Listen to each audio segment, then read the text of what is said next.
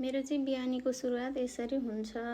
Hello साथीहरू, good morning, नमस्ते, happy Saturday. म चाहिँ आज शनिबार भएको कारणले अलि ढिलै उठेँ। बिहान 5 बजे उठेपछि मेरो फेभरेट रुमतिर गएँ। फेभरेट रुममा गइसकेपछि चाहिँ म टिभी खोलेर मजाले ठुलो स्वरमा घर पुरा थर्किने गरी भजन सुन्छु। आज चाहिँ शनिबार नि त, हनुमानजीको भजन बजाएँ मैले। त्यस पछाडि म चाहिँ लागेँ पूजाको लागि फुलहरू टिप्नको लागि बारीतिर। फुलहरू टिपेर ल्याइसकेपछि चाहिँ अनि म सुरु गर्छु कुचो लगाउनलाई। फोहोर त थिएन, त्यही पनि अलिअलि कुचो लगाइसकेपछि पोछा पनि लगाएँ अनि आँगन अलिअलि भिजाएँ। त्यस पछाडि लागेँ म मुख धुन, ब्रस गर्न। मुख धोएर ब्रस गरिसकेपछि चाहिँ म जान्छु नुहाउनको लागि बाथरुम। नुहाएर आइसकेपछि चाहिँ म चाहिँ पूजाको भाँडा धुनको लागि रेडी हुँदैछु। पूजाको भाँडा धोइसकेपछि सबै सामानहरू तयार पारेर म चाहिँ पूजा गर्न आउँछु। आइसकेपछि मेरो बाबुलाई चाहिँ उठाउनको लागि जान्छु म। बाबु चाहिँ मस्त निदाइरहेको हुन्छ नि त, अनि माया लाग्छ, छोडिदिन्छु। त्यसपछि चाहिँ म लाग्छु पूजा कोठातिर। अनि यसो आफूले जानेको अलिअलि यसो बत्तीहरू बालेर पूजा सघाउँछु। पूजा सकाइसकेपछि बाहिर पनि पूजा गर्छु तुलसीको मुठमा।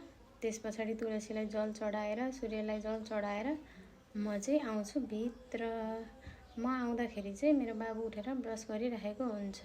त्यस पछाडि बाबुले पनि ब्रस गरेर मुखसुख धोएर चाहिँ सूर्य भगवानलाई जल चढाउने, तुलसीको मुठमा जल चढाउने गर्छ। अनि आएर मैले चाहिँ टिका लगाइदिएँ उसलाई। टिका लगाइसकेपछि ऊ चाहिँ हनुमान चालिसाको भजन चाहिँ प्रायः जहिले पनि पढ्छ। आजकल चाहिँ अलिक नभ्याउने भएको कारणले आज चाहिँ छुट्टीको दिन चाहिँ मैले उसलाई पढ्न लगाएँ। त्यस पछाडि चाहिँ मैले बेलुका भिजाएर राखेको ज्वानो, जिरा थियो, त्यसलाई चाहिँ उमाल्छु। उमालिसकेपछि थोरै बिरे नुन लगाएर हामी आमा छोरा चाहिँ ज्वानो पानी पिउनतिर लाग्छौँ। ज्वानो पानी पिइसकेपछि चाहिँ म चाहिँ अघि नै चना र अन्डा बोइल गर्नको लागि बसाएको हुन्छु।